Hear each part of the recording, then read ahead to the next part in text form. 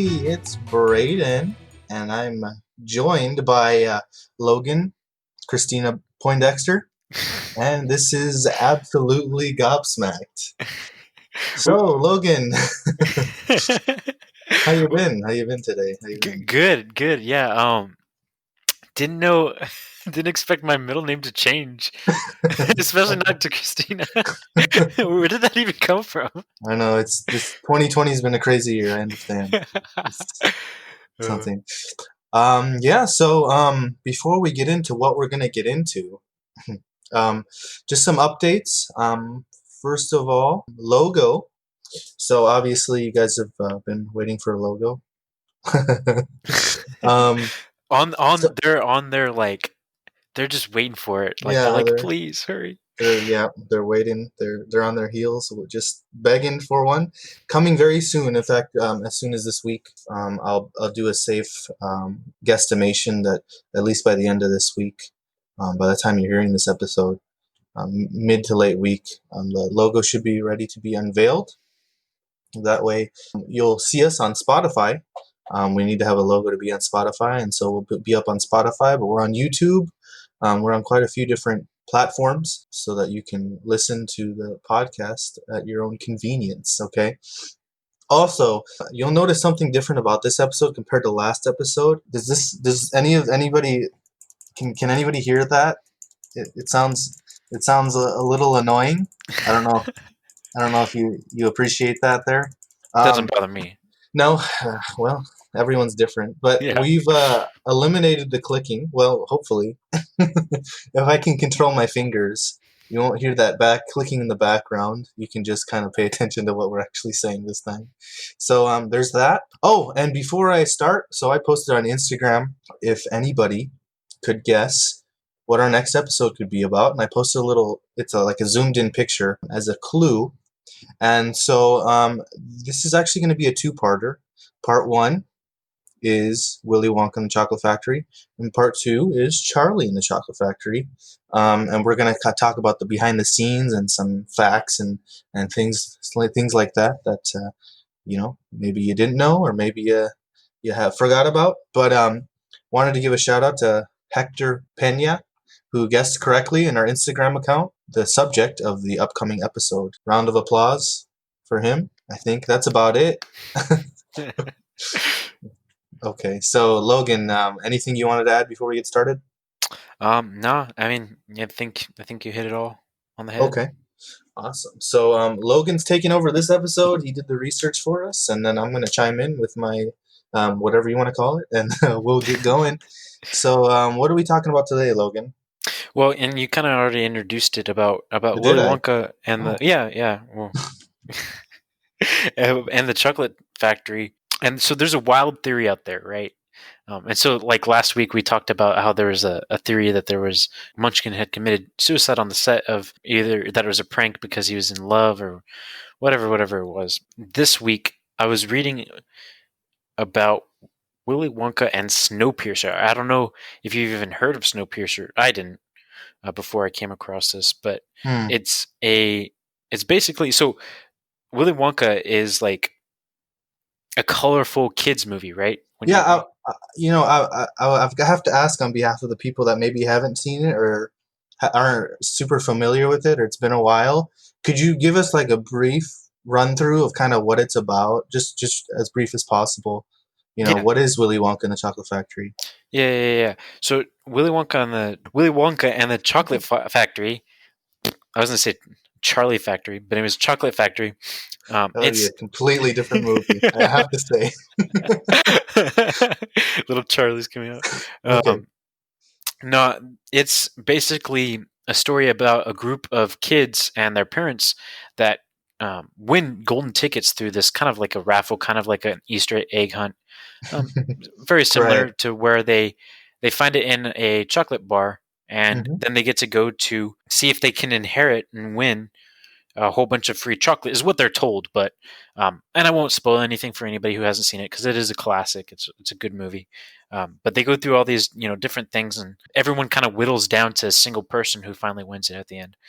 But yeah, so it's for kids. It's bright, colorful, and the characters are all kind of outlandish in a very whimsical way. Whereas on the flip side of that, and that kind of introduces me perfectly into Snowpiercer. Snowpiercer is set in post-apocalyptic Earth where it's basically another snow age or ice age, where all of humanity is only surviving because they live on this humongous super train, almost a mile of train. Humanity is surviving because of this train. And again, it's post-apocalyptic, so the theory goes like this: that Snowpiercer is a direct sequel of Willy Wonka and the Chocolate Factory. Why? And this is taken from Screen Rant because they posted it, and it's Right. pretty. It breaks it down. They're both about a group of people traveling through a fantastic structure, right? So, a giant train versus a candy factory. As they continue in each room, someone is lost, and until only one person remains, who at the end finds that it's just a test built by a wealthy industrialist who needs a successor. What do So, you think of that? well, it sounds more like it's inspired by it, but how does it tie in? Like, is the wealthy successor supposed to be Charlie in the That's future? yeah, and that's the perfect thing, because again, it being from a violent movie, how does Charlie being a really nice kid go into this, right? Right. Well, the thing is, Charlie comes from a lower class family, right? In the movie Willy Wonka, he wants that golden ticket because he sees that it's found by rich and overprivileged children. The character from Snowpiercer finds that he comes from the end of the train where it's all dark, crowded, and the only things that are able to be eaten are energy bars made from cockroaches. So What? yeah, very different movies, but like you said, it's because Willy Wonka has built this completely isolated factory, right? It's isolated from the rest of the world, Right. and he specializes in producing unusual foods, right? Well, like the Like, everlasting gobstopper and okay, yeah, unique and different. He's definitely considered a creative genius, basically, because he's able to exactly. build this factory, and a lot of his inventions are definitely, people are seeking to steal them and whatnot, according to the story. And ice cream that never melts, and the everlasting gobstopper, or that that chewing gum, that's supposed to be like was it a 4 or 5 course meal, a full meal? Yeah, Violet, you're and the turning gum violet. Yeah. yeah, and the gum that explodes in his mouth too, if you Is remember that one. there anything more you can tell us that would tie it together? Yeah, yeah. So between that experimental modes of transportation, it's kind of all this stuff kind of making it seem like these are skills that he's passing on, right? For Wonka to Hmm. pass down to somebody. But he builds this and there's a giant winter, blah blah blah blah. He uses all this even as far as to borrow Willy Wonka's method of finding a successor by hiding messages in food, like eggs meant for Curtis. So Wonka put golden tickets in chocolate bars, so literal Easter eggs. Taking that spin on it, and also even the management of the train itself. He even mentions how only small people could get inside the train to work on it, and so he enlists little kids to maintain the train. And he says that it wasn't originally built for kids to work on it. He even says that whatever kept his train engine running recently went extinct, forcing him to employ small children. That kind of explains the absence of the Oompa Loompas too, and that the children will inherit the future. And so that's kind of all the ties together. So what do you think? I do think it's far fetched. I can see how someone could want it to be like a spiritual sequel, like a spiritual successor. I mean, we're talking about two completely different types of, one's a children family friendly musical, and the other one is a horror movie. Now, some may argue that the original Willy Wonka and even the newer version are both horror movies in some ways. True. I'm sure it gives lots of people nightmares. Orange skinned Oompa Loompas definitely creeped me out when I was younger. I will have to admit that to people that are listening. I wasn't too keen of watching them Wait, on screen. wait, Brayden, are you saying that because of their skin being orange, you were afraid of them? I'm kidding. I'm kidding. It's just a mixture of things. It's different things. Kidding. Okay, I don't know. next It's just subject. they're not. As a kid, you're used to seeing normal people every day, Mm, so it's different when you see something different that's not normal. I don't know if that makes sense. yeah. It's gonna make you kind of question what's going on here. Yep. Yeah. Yeah. They're crazy outfits. They're singing. They're Yeah. working like they do. I mean, they're little people with deep voices. Like they're not children. You know what I mean? Like they've Yeah. got like really deep singing voices. So, Yep. anyways, that's just my thought process as a child. Now I've grown a little bit older, and I can kind of understand what's going on and the backgrounds of things and the history and how things work and how people work and everything. So I understand. I understand completely. But just the scene, where he goes into the tunnel, Willy Wonka. Yep. That's I know I've heard a lot of people kind of freaked out by that. You know what I mean? Well, you're actually not the only one. There was a couple people, even the characters in in the movie. Whenever he was going down and he was singing, a couple of the kids were actually worried that he was kind of going crazy. That the actor was going crazy, not the character, but the actor Really? was going crazy because of the tunnel. And so, I mean, yeah, it's freaked out kids since the beginning. Yeah, no, I understand that. No, I'm curious, because when you think of a chocolate factory in real life, when I thought of it as a kid, I went to these movies, right? Mm, And I thought, well, there's got to be a factory like this. I talked about in the last episode a little bit, I believe. This has got to be real, or this has got to be somewhat accurate, right? Where there's edible candies and things like that, and plant life that are actually it's actually in reality candy that you can eat, and grass that's lime flavored and things like that. A chocolate river. I mean, as a kid, it's like that's all you see. That's what you're exposed to. So mhm. it's like, is that how reality is? But now I know otherwise. Unfortunately, I wish someone would make a chocolate factory like that, but I don't know how realistic that would be. But how did they come up with this set? Like, was any of this real? Yeah, actually, that was funny. That a lot of that set was actually edible, and you remember the river, the chocolate river. Obviously, it's Yes. iconic. Yeah, they actually did use some chocolate and cream to like mixed in with water. Obviously, you couldn't, you know, chocolate and cream. You couldn't get enough of it for it to flow like that. Yeah, they mixed it with water, and it actually began to stink pretty bad later into the making of the movie, which is unfortunate. But yeah, and actually, another fun fact is that those kids, none of them actually saw the set before they walked in. They had never seen it, so that original like shock and awe of this world of pure imagination, it's it's genuine because they never saw it. The director kept it from them, which I found pretty interesting because kids are very curious by nature. So Right. to be able to keep that from them, it must have taken at least a little bit of work. Yeah, and I mean, I've heard of things like that happening just on movies in general. For example, I don't know if anyone's seen the Goonies, classic '80s movie. At towards the end, when the kids kind of go down the water slide and they land in the water and they see this huge, real pirate ship. Hmm. That was actually all built on a sound stage, the water, everything, and the pirate ship. But in the movie, the reactions, their surprise looks and expressions are their real first impressions of the pirate ship. That's smart. When you're dealing with kids, sometimes the best way to get a reaction is to get a genuine reaction instead of getting them to act. Why not the real thing? I also heard, and I hope I'm not stealing your thunder here, but at the beginning of the movie, when Willy Wonka comes out and he kind of has like a limp Hmm.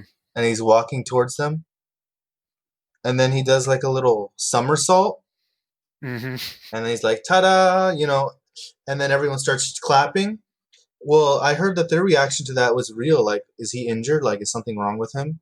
Like, they didn't expect that was all Gene Wilder's idea was to kind of come out like that. And in fact, more than that, not only was it his idea, he refused to do the movie if he wasn't allowed to do that. Are you serious? Serious. He was going to walk away if they weren't going to let him do that. In fact, it was right after he read the script originally. Like they were going to have him on and everything, and he even told um, the director, Mel Stewart, look, he said, from that time on, no one will know if I'm lying or telling the truth. He said, I want to do that because, for the rest of the movie, that's how you feel, right? Because you're like, oh man, is he like being honest or because that's true. And you feel that like right away, like he's limping and he does a somersault, and you're like, oh man, this guy, he gets you. And it came out brilliantly. Imagine if we had somebody else as Willy Wonka. I don't think it would have been such a classic. Oh no, I mean we have those super fans that are totally against the newer remake. You know, I think there's a huge division. Maybe more so people that are siding with the original. Usually that's the case. Mhm. But I know there's just a big division between people that love the older one better than the newer one, of course, and vice versa. Me personally, and we're gonna go into this in the next episode, but it's just the newer one is more I'm more emotionally tied to it. So that's just kind of how that is for me. I did see the original one first, but that's kind of just how it is. That's just how life happened. I can't really control that, how I feel. Even now, I just, something about the new one is always brings back memories. It's nostalgic for me. So, but yeah, I mean, do you have any more fun facts that we haven't brought up yet? Yeah, actually, this one is. I just thought this one was really sweet. Just real quick, um, when Gene Wilder died in 2016, which I thought it was actually longer. I thought he's been dead for a lot longer. The kid who played, oh, the man, he's older than me, who played Charlie, I hope Peter. so. Benjamin Yeah. Button over there playing Charlie. Peter Ostrom, he changed his social media profile to former child actor, veterinarian, inherited a chocolate factory on the 29th of August 2016. So I just thought that was sweet. And actually, fun fact, he made no other films. He actually became a veterinarian right after that because he even turned down a 5 picture contract because he's just like, nope, one hit wonder. Wow. Which Right is, after that, he was a child veterinarian? yeah, well, later on. I guess I don't. Yeah, that's a good point because he was what 12 or something like that, Yeah, 12, 13, 14. maybe. I had to guess. So that's a while not to go with making a movie. Well, I mean, I guess being a kid, you're not in high demand, but It's not. It's different for everyone. true. Some people want fame and like being in movies. Maybe he didn't enjoy the experience, or maybe he enjoyed it so much he didn't think it could be replicated. The only one, obviously, Gene Wilder was well known before the movie, and after that, he did a bunch of different movies. Young Frankenstein's a classic. I don't know if you've seen that. Lots of really really good movies, and yeah, it passed away somewhat recently, 2016, right? Yeah, Another thing I heard was that he never saw the remake. Yeah, really. and he had expressed that he didn't want to. And he said he has nothing against Johnny Depp. He's a big fan of him, but just didn't want to see the remake. Didn't think it would live up to. I don't know. I don't know. Well, I mean, honestly, I don't know because just their acting style is very different too. If you just kind of compare the two, Gene Well, I mean, Wilder. yeah, and the new one's not a music. Well, I mean, they have songs in it, but it's not quite a musical like the original one was.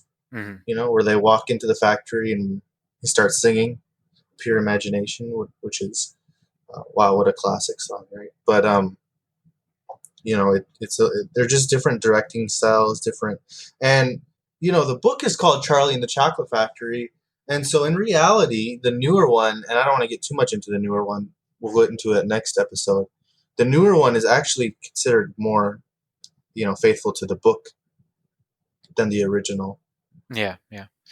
Yeah, and that's something too about older movies that you could catch a lot too. They were a lot less like they would do their own adaptation a lot of the time, um, because you look at You look at movies like Starship Troopers, where the book and the movie is very different. And I know, like the newer movies, Tom Mission Impossible. What's his name? Yes, Tom Cruise. Tom Cruise. What's that alien movie he did? The Alien movie. Yeah. The one where they came down from Mars. Blah blah blah blah. Oh, War of the Worlds. War of the Worlds. The OG of that one was very different. Number one, it was set in World War II, so very different take. But yeah, I mean, I guess even in modern movies, keep to the book as closely as what a lot of But fans would like. why do you think they do that? Because you say fans would like that. You would think, is and that comes to the debate of, is fan service good for movies? Right. You know what I mean? Like, you look at a movie like recently Sonic the Hedgehog, right? The Hedgehog was originally designed, it was hideous, right? Yep. And a lot of people agreed on that. So they redesigned it for people, and more people went to the movie to see it. That's one thing. That's not necessarily messing with the source material, right? These The, these guys that are making the movies, they have experience doing it, right? Do they really know what's best for what people want to see? You know what I mean? uh, Brayden, I only have two words for you. Star Wars. Oh gosh, that's But that's that's an easy one though. That's an easy one because yeah, and I know what you mean. Because with Star Wars, that's a bad my brain example, example. Yeah, my because brain. because Star Wars, I mean, can you really please everyone? There's such a big fan base. Not only that, but they're so involved and very emotional about it, and so Star Wars affects so many lives. Can you really please everyone with something like that? You know what I mean? Yeah, yes and no. I think there will always be people who are like, the originals were better," but I think at the end of the day, if they had kind of taken a page out of Sonic the Hedgehog's book and kind of listened to the audience more than they thought the audience wanted. And you're right in that they've been doing this for a while and they know what they're doing, but also at the end of the day, you got to know who's paying their bills. And with Star Wars though too, most of their money comes from from toys anyways. So Merchandising. merchandise, man. Yeah, no, it's an interesting debate because fans feel like they know what they want. Yep. But sometimes I feel like fans don't really know. But at the same time, I feel like studio executives or producers or whoever writes these scripts, sometimes they're not familiar enough with the source material either. Sometimes they are, but sometimes do they really know what's best? I mean, how many films have bombed, excuse me, that are based off, well, video games for one. That's hard to do, right? Yeah. Books, I mean, it's hit or miss. I mean, there's a lot of successful book adaptations, excuse me. It's an interesting debate, and you could go either way. There's, you're right and you're wrong on either side. It's hard to make the perfect decisions for everything, right? People are more loyal to the original Willy Wonka, even though the newer one is supposedly more honest to the book. But then again, that's more of the Willy Wonka and the Chocolate Factory movie fans, right? Yeah. Maybe those that read the book way back when would have appreciated the newer movie better because it was more familiar with the source material. The ones that had read the book before any movie was made, that way they'd give a non-biased opinion when seeing both movies and deciding for themselves whether one is better than the other based on the way it's adapted onto film. Do you understand what I'm saying? Yeah, no, yeah, and I definitely get that because you even look at how upset people were about the latest Superman movie, and I'm not talking about Batman v Superman. I'm talking about Man of Steel.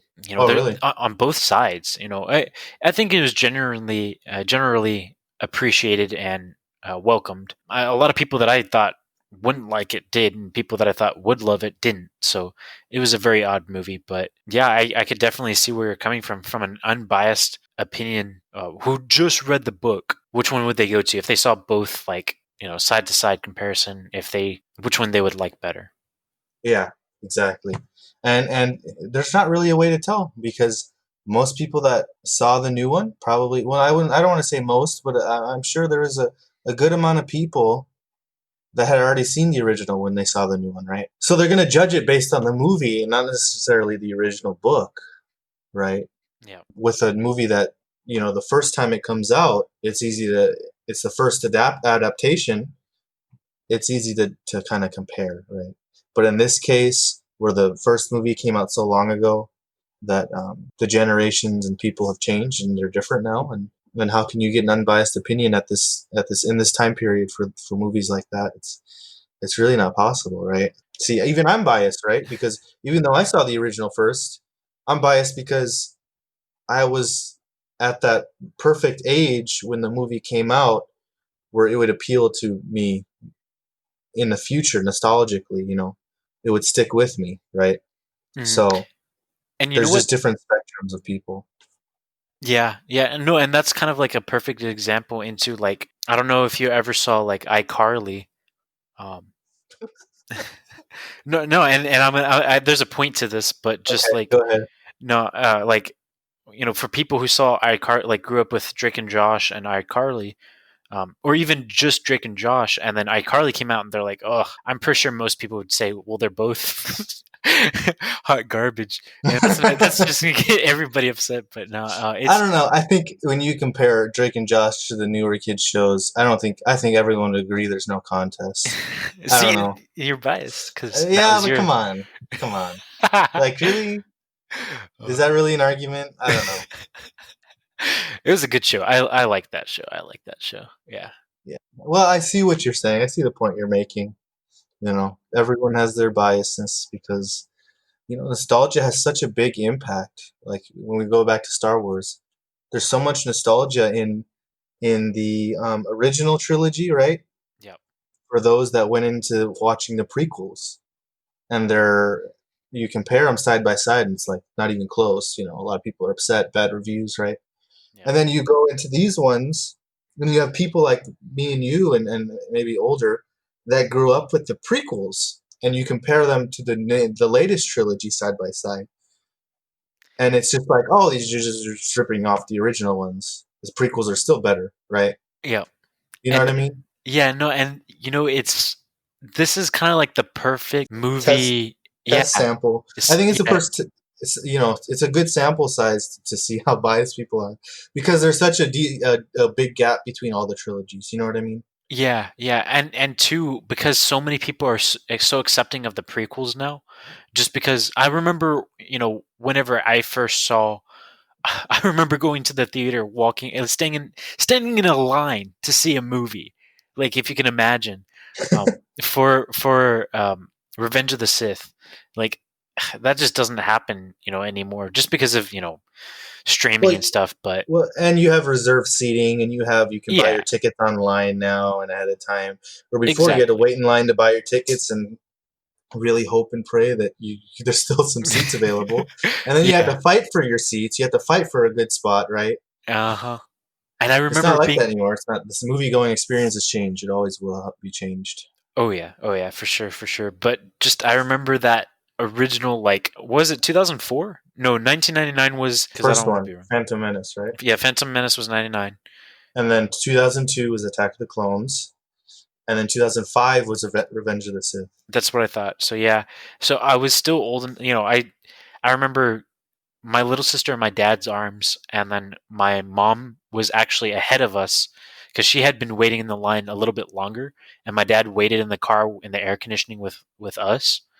Um, just because it's funny because my dad always drives, my mom always gets the movie tickets. Yeah, so she had already gotten the tickets and came and got us from the line, and we walked in, and like a couple people were like grouchy about that, but it is what it is. Being a kid, you don't really care about that. I think most dads were like that. We're just like, what movie are we seeing again? What? They're at the counter with the ticket lady. That one? What? Revenge of the Smith? What? Who? And they're just like, whatever. And then they just go and get their popcorn, which is what they're really looking forward to. Exactly, And then exactly. just watch the movie and get it over with. And then, all right, let's go home. Let's not come back for a couple months. I think that is that every dad? I don't know. Can people chime in and comment? My family's like really old fashioned whenever it comes to the movies. It's like we get dressed to go to the movies, which doesn't make sense. But my mom has always been like that. She's like, "We're gonna go to the movies." I was like, So, and I was like dirty, and she's like, go take a shower. But anyways, that's getting off subject. I don't want to know about your showers, Logan. Uh, but anyways, yeah. So I remember going, and later, not even that much longer after, like people talked mad trash about how those movies were garbage, and kind of like how we are treating the new movies. And it's going to be interesting for sure to see if they become classics like the prequels did, or if they become lost to the ages. We'll just have to see. Yeah, as far as I'm concerned, what makes the point most to me is the cringe factor, right? For a lot of people, when they saw the prequels, they're like, "Oh, cringe! This is I can't even watch it. It's unbearable." Um, and that's kind of how I feel with the new three movies. And we'll just see if the newer generations feel the same way. Yeah, I mean it's interesting. You talk about cringe factor, and the prequels had plenty of that, right? Um, and I think the originals did somewhat, not quite as much, but if you think about it, there was a tad bit of a cringe factor. But the stories I feel were just so much more engaging and interesting for the originals, just my opinion. But then you have that, you know, and I think I see this with a lot of my friends and people that go to the movies, is why are you going to go see this movie? Is it for the story? Is it because you want it to follow along and it to make sense as a sequel? Hmm. Or are you going for the action? Do you really care? You know what I mean? Are you Yeah, going for the action? Are you going for the entertainment value? Or are you going for both? A little bit of both, right? yeah, And I think that's an important thing too to ask, is because a lot of people like the new movies because there's some quite a bit more action and better CGI, better special effects, right? You have those people, right? And so it's just interesting because you go to the prequels and there's a lot of talking and a lot of, you know, yeah. there's a little bit of action, of course. It's Star Wars, right? But a lot of negotiations and They then you will go be to short though. well, and yeah. And then you go to the new one, or not the new one, the third one, Revenge of the Sith, and it dials up the action big time, and it's like it's still cringy, but man, that action is quite an improvement in my opinion. Mhm. So how much of that does it makes a difference, right? Yeah, yeah. Well, and even whenever I was little, and what I'm about to reveal here I'm is gonna have to cut shocking. It might be cut post amazing. production. That's what I'm gonna have to do. When I was little, my favorite Star Wars movie, and a lot of people are gonna be like, "What?" But remember, this is coming from a little kid. All right, Hmm. was Attack of the Clones, and not for any reason All that you right, would thank think. you everyone for listening. We're out. But because of the clones, I thought, wow, what a cool like idea of like this clone army, and it kind of like introduced me to sci-fi because that was the first Star Wars movie that I rewatched, if that makes sense. That Like, was the first Star Wars movie I saw in the theaters, actually. nice. Yeah. And yeah, I mean, I still remember it. I mean, it's Yep. Star Wars, right? Yep. Yep. Sorry, But go ahead. no, it's all right. No, and just like I saw Revenge of the Sith in the theaters, but I don't remember much of the movie. I remember the build up, but I don't remember Right, the right. movie, if that makes sense. I'm sure whenever I was a little kid I was like, this is amazing. Well, But you probably don't remember it because you've seen it so many times now, right? That true, it doesn't make true, a difference. true. But yeah, that build up, I mean, you can't replicate that. No, no, no. It's And different for every movie. yeah. Well, and that's the kind of the thing is, I think that's the major deciding factor with this with the sequel trilogy is that there was no build up to the last third movie. With the original, the third movie, like everybody was like, "What?" And with, I mean, even though honestly, everyone loves Empire, like that's the favorite child, but Right. Return of the Jedi, everybody was like, "Oh man, we got to see this movie." It had the most views across the original three, so it's the OG. And then you look at Revenge of the Sith, and kind of the same way. It was like build up, build up, build up, and then everyone knew, "Oh man, this is when Darth Vader comes out. This is when something happens." The good guy becomes a bad guy. Blah blah blah blah. Spoilers for anybody who hasn't seen it. If you haven't seen Revenge of the Sith, though, I mean, come on. You shouldn't be listening. You should not be listening. We need to have spoilers ahead before Yeah. we do this. But yeah, no, Well, we never know what we're going to talk. The build up for Avengers is different than Star Wars. You know what I mean? There's true. still a big build up for the new Avengers movies, but it's different. It's a different kind of build up, you know? Mm. It doesn't compare. You're there to watch what happens to superheroes. With Star Wars, the build up is in not just the story, but can it match the past Star Wars movies, the OG ones? Whereas Avengers, it's a different movie. You can't really compare it to anything. I mean, you can compare Infinity War to Endgame, but just the build up with the first part of the last, Avengers, the latest Avengers movies. What are you going to compare that to? You know what I mean? You Yeah, can't. So the build up is different.